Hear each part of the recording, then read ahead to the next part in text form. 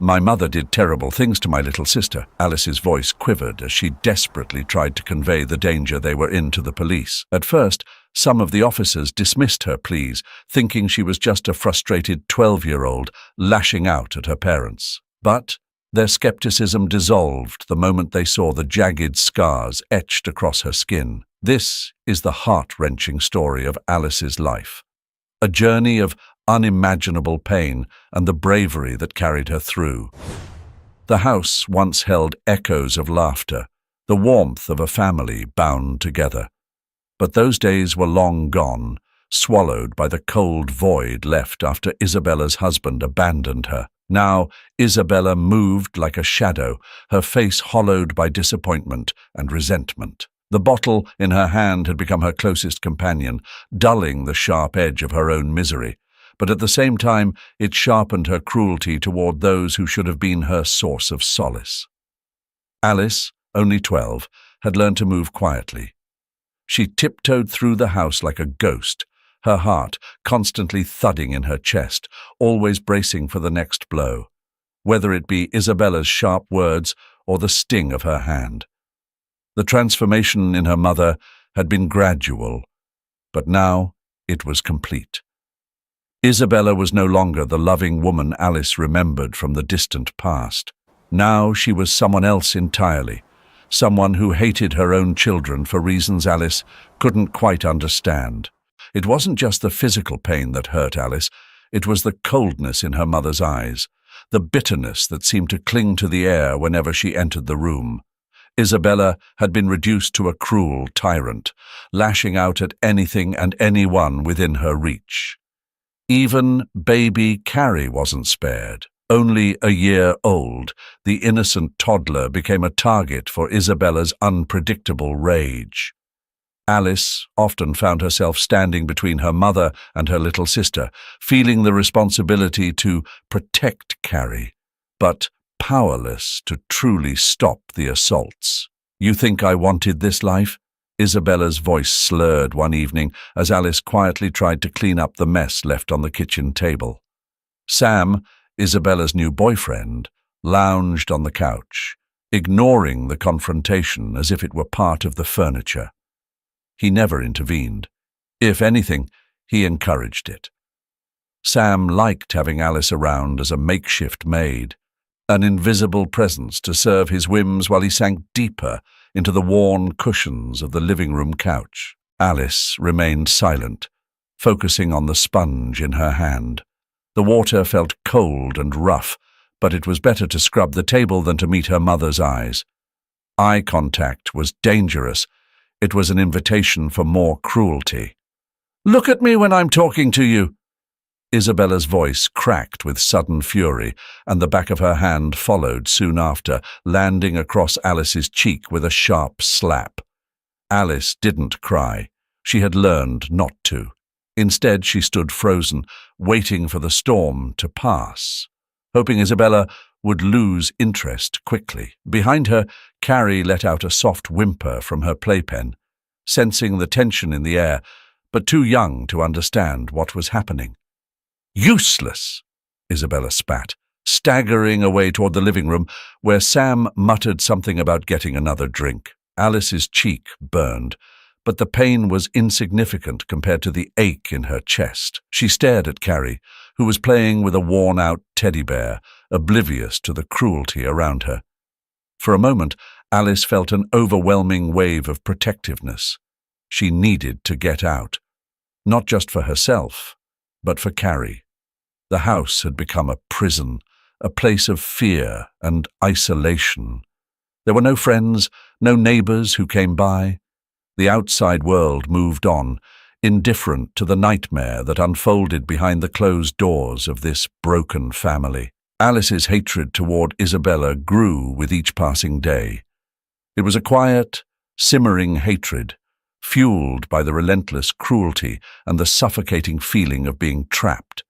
Each bruise, each cutting word from her mother, was another log added to the fire burning inside Alice. She began to dream of escape.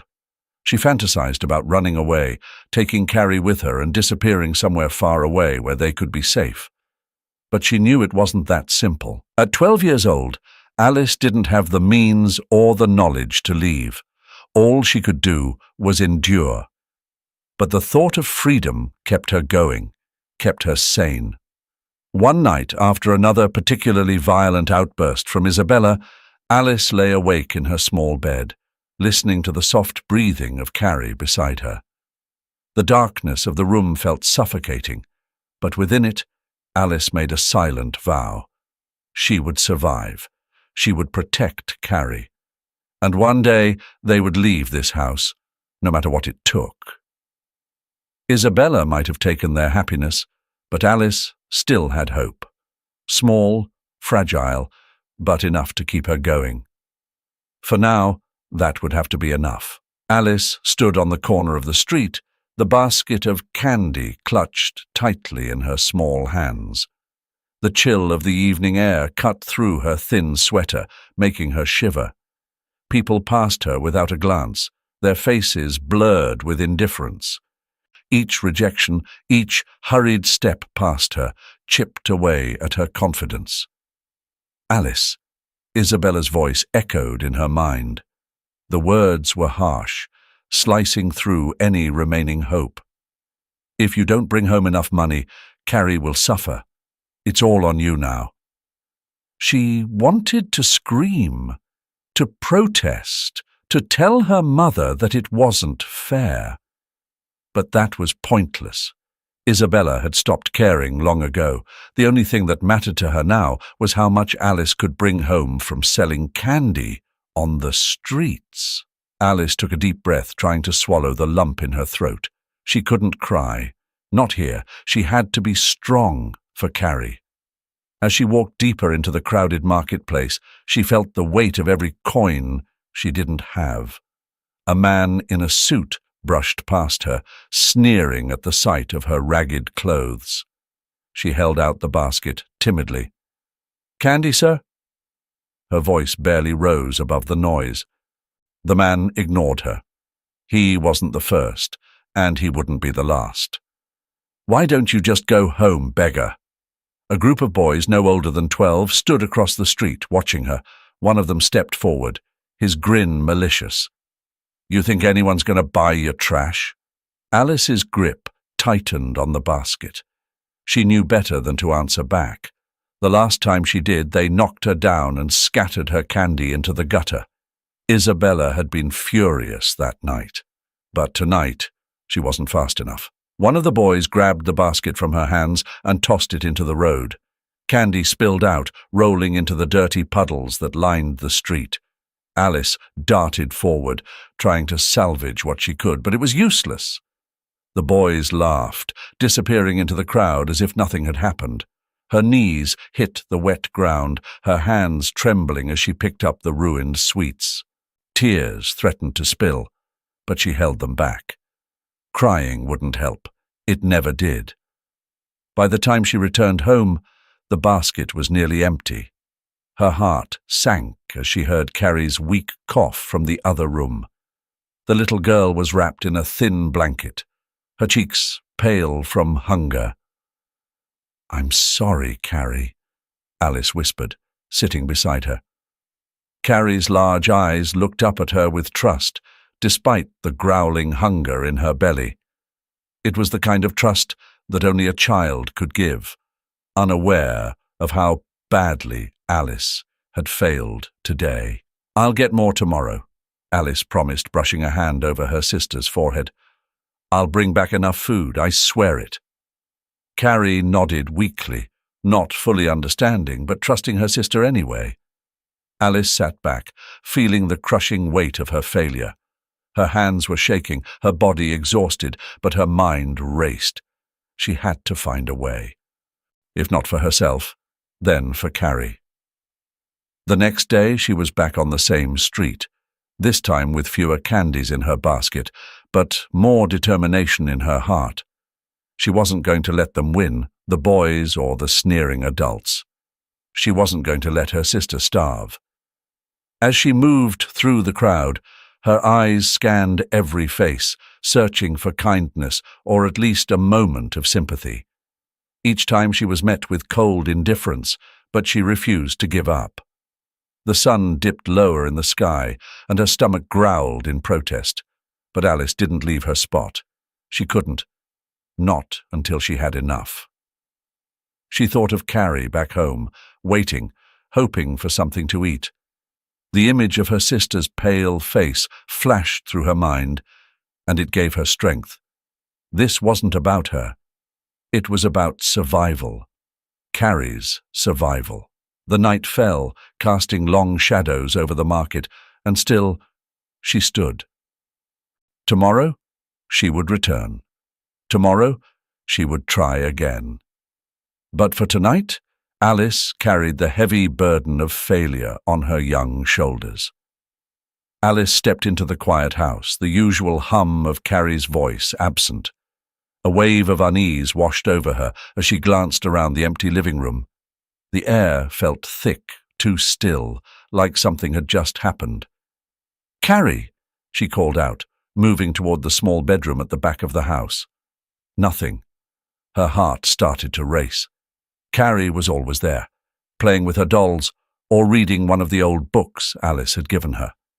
She checked the closet, the corners of the room, her mind scrambling to find a reason for Carrie's disappearance. Panic clawed at her chest. And then she heard voices. Through the kitchen window, Alice saw them. Her mother, Isabella, standing near the driveway with Sam, her mother's boyfriend. He was holding Carrie.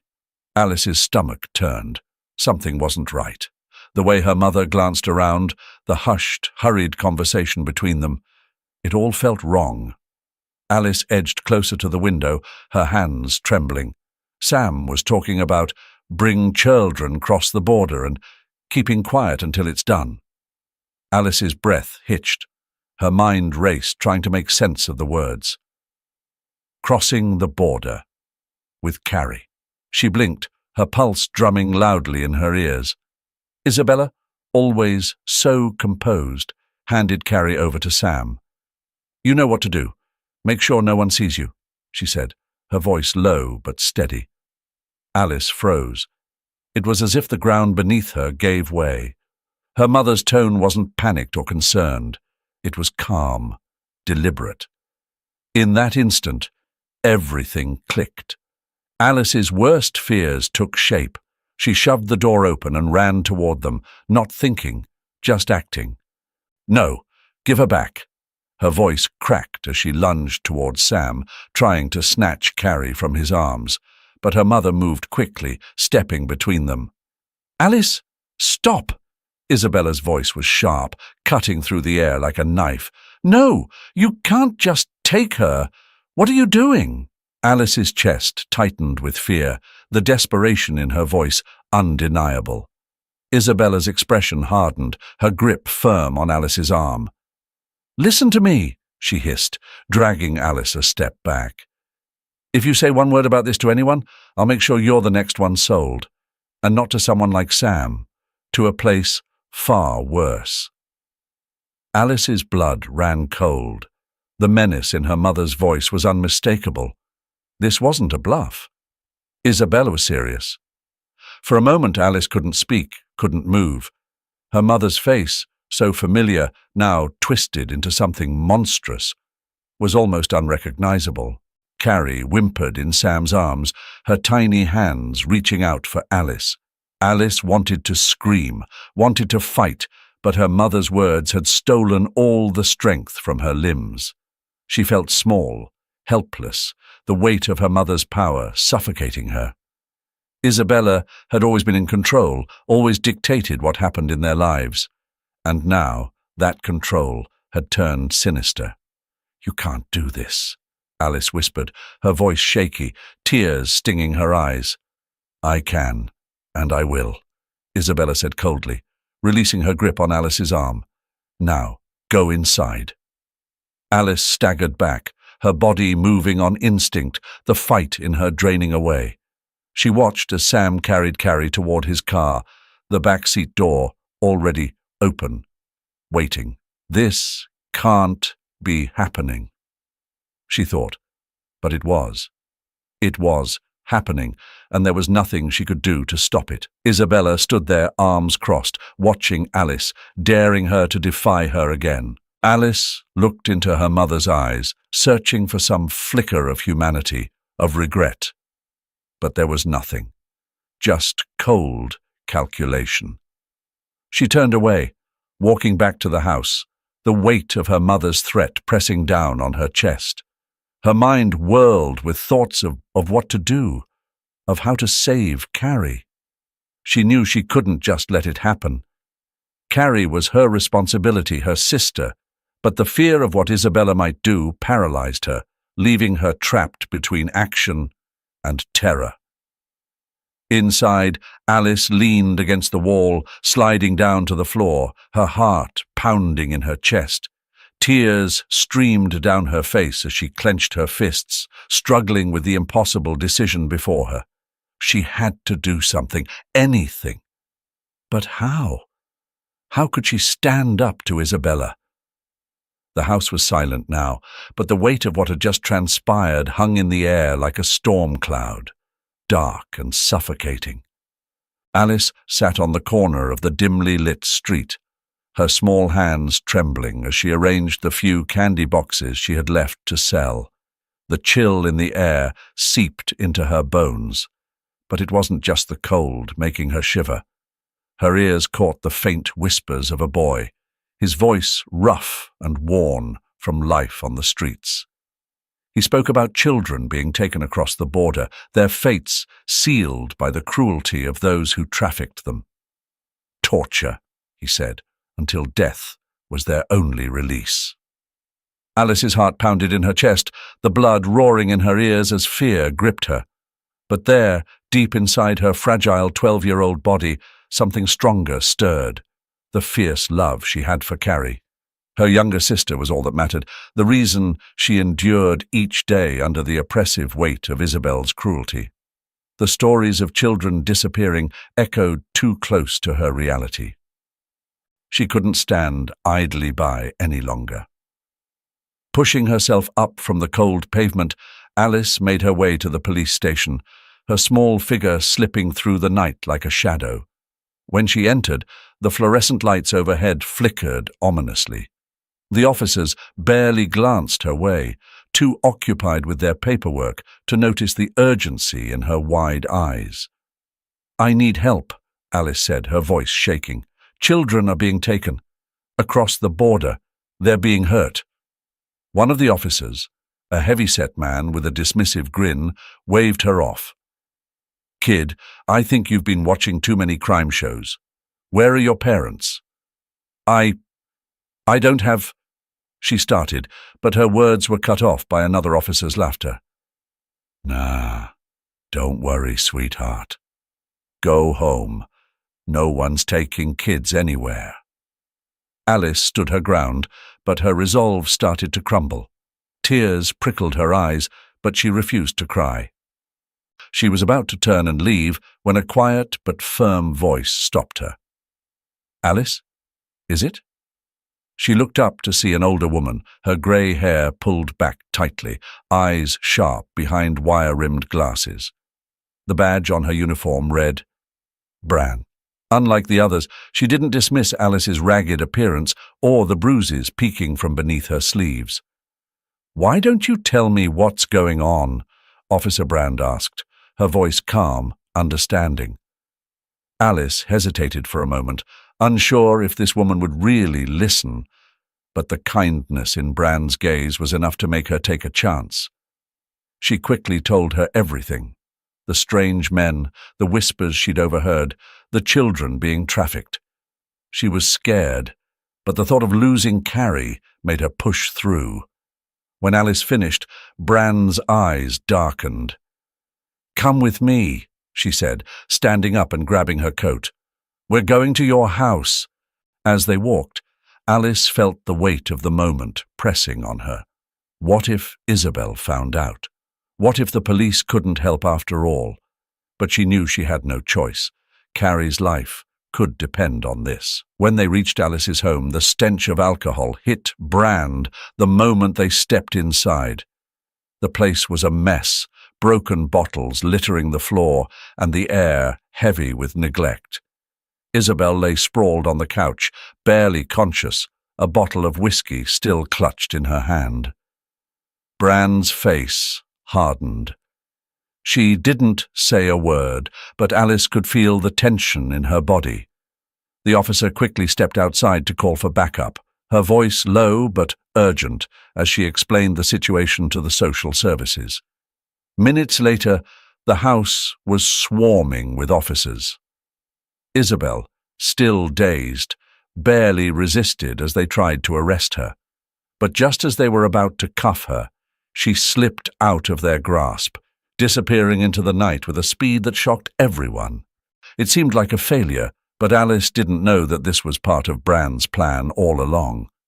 The officers had planted a tracker on Isabel, hoping she would lead them straight to the traffickers. And lead them. She did. Desperate and frantic, Isabel rushed to the one person she thought she could rely on, Sam, her boyfriend. When she found him, her face pale with fear, she begged for his help. Sam, always a man of few words, understood immediately. Without hesitation, he began moving the children to a new location, a place far from where the police would ever think to look. But as Sam and Isabel made their plans, they didn't realize how close the authorities were. Brand was already tracking their every move. The warehouse loomed large in the dim evening light, its decrepit structure a mere shadow against the crimson sky. Outside, a flurry of movement erupted as the police vehicles swarmed, surrounding the perimeter. The officers moved quickly, slipping through the gates with the precision of years of practice. Alice stood a few paces away, her heart pounding, her gaze locked on the truck parked haphazardly by the side of the building. She knew what was inside: children, bound and sedated, stolen from their families, just like Carrie. The shouts came first, terse commands slicing through the air. Sam, flanked by two of his men, bolted toward the back entrance, but it was too late. The officers cut them off, guns drawn, forcing them to the ground. The tension swelled, a palpable weight in the cool air as handcuffs clicked into place. There was no dramatic resistance from the traffickers, only the cold, emotionless compliance of men caught in their darkest hour. Alice edged closer, barely breathing. Her eyes flickered over the scene, searching desperately. Then she saw it. A flash of movement inside the truck. Carrie. She sprinted forward, her voice cracking with urgency. Carrie! She could barely hear herself over the chaotic noise, but the sound of her sister's name pushed her onward. She yanked open the truck's back door, and there they were. Half a dozen children, their tiny frames slumped against the steel walls, eyes closed, and Carrie, small and fragile, lying among them. Tears welled up, but Alice swallowed them down, forcing her hands to remain steady as she untied the ropes and lifted Carrie into her arms. Relief surged through her body as she felt the faint rise and fall of her sister's breath. But before Alice could fully absorb the moment, a familiar voice cut through the commotion. "Isabella!" one of the officers shouted, his voice layered with both command and warning. Alice froze, turning slowly. Her mother was there, storming toward the scene with fury etched into every line of her face. The air seemed to shift, thickening with the intensity of her anger. She was shouting, her voice raw and jagged. "You have no right!" Isabella's hands were outstretched, her eyes wide with desperation. "Those children are mine. They belong to me." Alice's chest tightened. This was the woman who had controlled her for so long, twisting her sense of self-worth, distorting love into a prison. And now she stood there, trying to reclaim ownership over Carrie, as if they were mere possessions, as if their lives were hers to dictate. "You have no idea what you're doing," Isabella shrieked, lunging forward as the officers intercepted her. She fought against them, struggling to free herself. Her once commanding presence reduced to raw, feral anger. "They're mine. You can't take them from me." Alice watched, her legs feeling rooted to the ground. For so many years she had feared this moment, the confrontation, the power her mother wielded. But now, with Carrie safe in her arms and Isabella being pulled away, a strange calm settled over her. The officers moved quickly, restraining Isabella as she thrashed and screamed. Alice stood still, her breath shallow, her heart racing. She had never seen her mother like this. So vulnerable, so powerless. It was as if all the years of manipulation, the constant fear and control, had finally unraveled in front of her eyes. Isabella's gaze found Alice's, locking onto her with an intensity that would have once sent her into a spiral of self-doubt. "You don't know what you've done, Alice," she hissed, her voice hoarse. "You'll regret this." But the words had no effect. Alice stood firm, gripping Carrie tighter, feeling the warmth of her sister's body against her own. She said nothing. There was nothing left to say. As the police led Isabella away, Alice felt something inside her shift, something long buried begin to surface. The grip her mother had on her, the psychological chains that had kept her imprisoned for so many years, was finally breaking. Isabella's figure grew smaller as the officers dragged her toward the cars, and with each step, the weight on Alice's chest lifted. For the first time in her life, Alice was free. The night air felt different now, cooler, lighter. She glanced down at Carrie, still unconscious in her arms, but safe. The nightmare was over, and with that realization, Alice turned away from the chaos, stepping into a new beginning, her sister beside her, and the darkness of Isabella's control fading into the distance. 1 year later, Alice sat on the edge of her new bed, the sheets still stiff from unfamiliarity, though they smelled of lavender, clean and soft, unlike anything she had known before.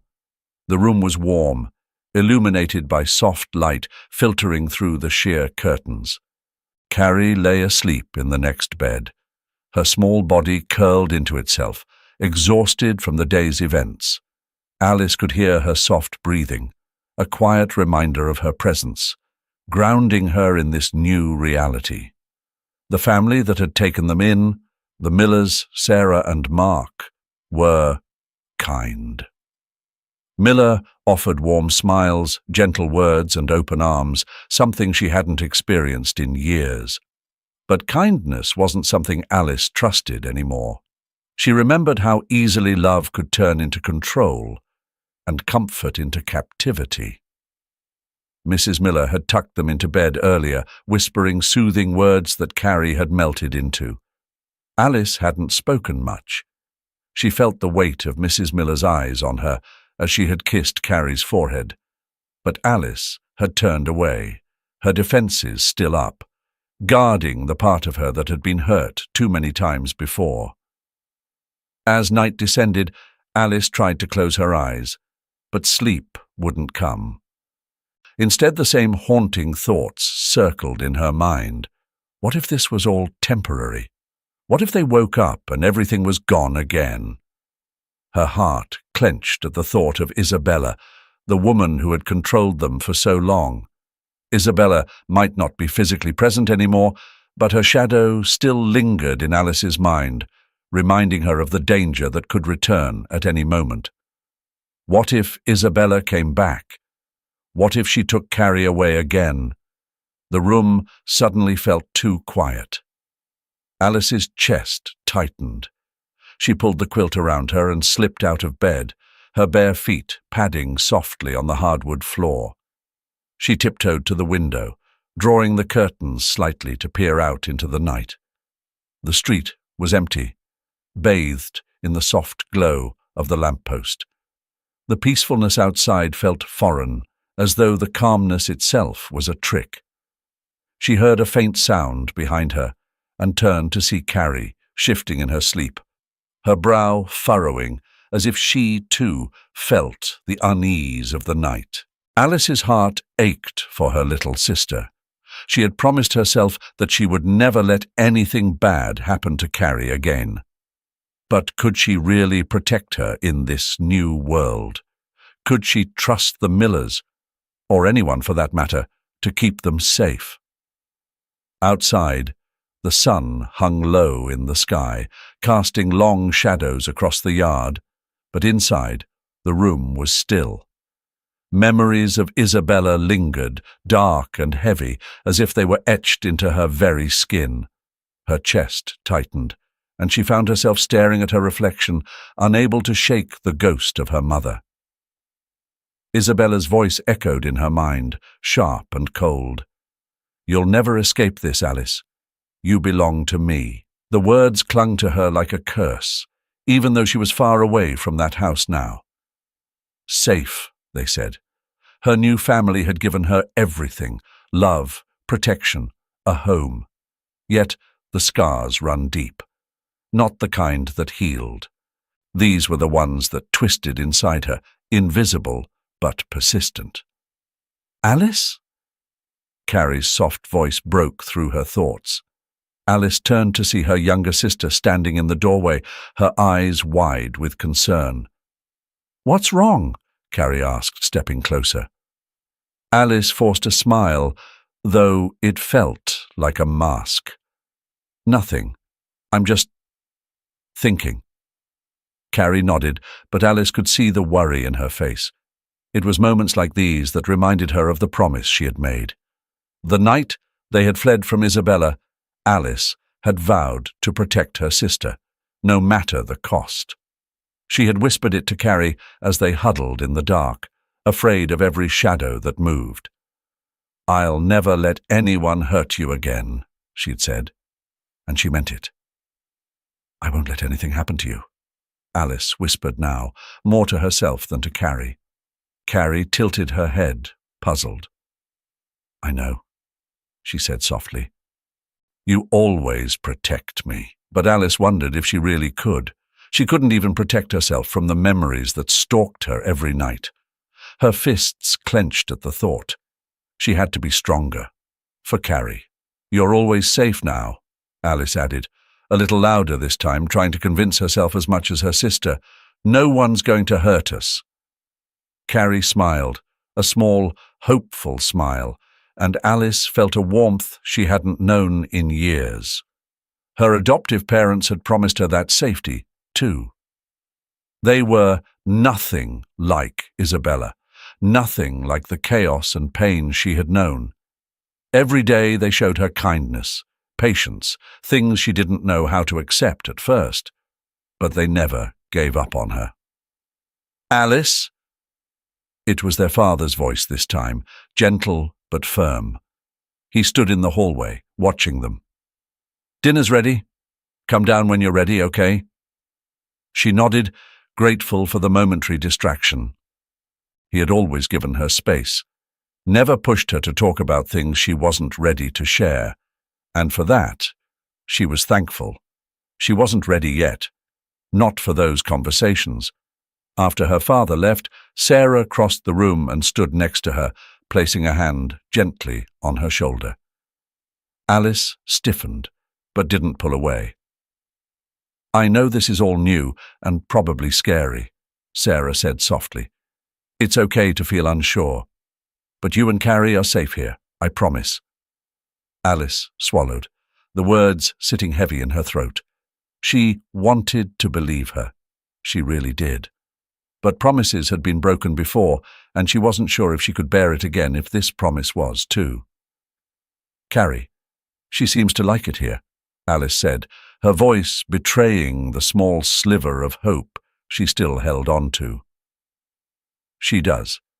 And you will too, in time," Sarah replied, her hand still resting lightly on Alice's shoulder, not pushing, just there, a gentle presence. "We're not going anywhere, and neither are you." Alice glanced over at Carrie, her face now peaceful again in sleep.